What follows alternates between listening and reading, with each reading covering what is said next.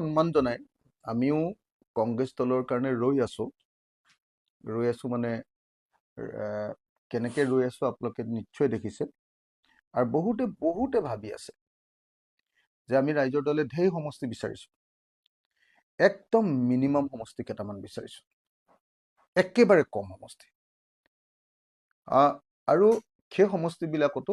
এতিয়ালৈকে আমি খাটাং সিদ্ধান্ত পোৱা নাই সেইকাৰণে আমি ৰৈ আছো যে অতি সোনকালে আমি সকলো কংগ্ৰেছ ৰাইজৰ দল CPIML জাতীয় পৰিষদ APHLC আমি আটাইবিলাকে একেলগতে কেম্পেইন আৰম্ভ কৰিব লাগে মই ভাবো যে এতিয়া জোৰ পুৰি হাত পালেহি এতিয়া আমি একেলগতে কেম্পেইন কৰাৰ সময় একেলগতে জনতাৰ ওচৰলৈ যোৱাৰ সময় সেইকাৰণে যিমান পাৰি সোনকালে এই মুহূৰ্তত এলায়েন্সটো ঘোষণা কৰিব পৰা কথাটোৱে হ'ব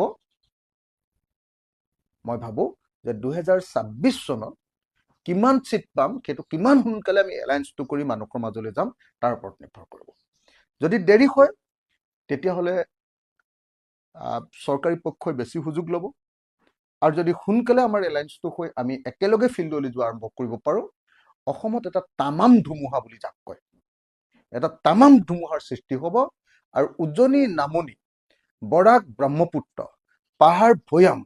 সকলোতে এবাৰ বিজেপিক ঝাৰখাৰ কৰি লৈ গুচি যাব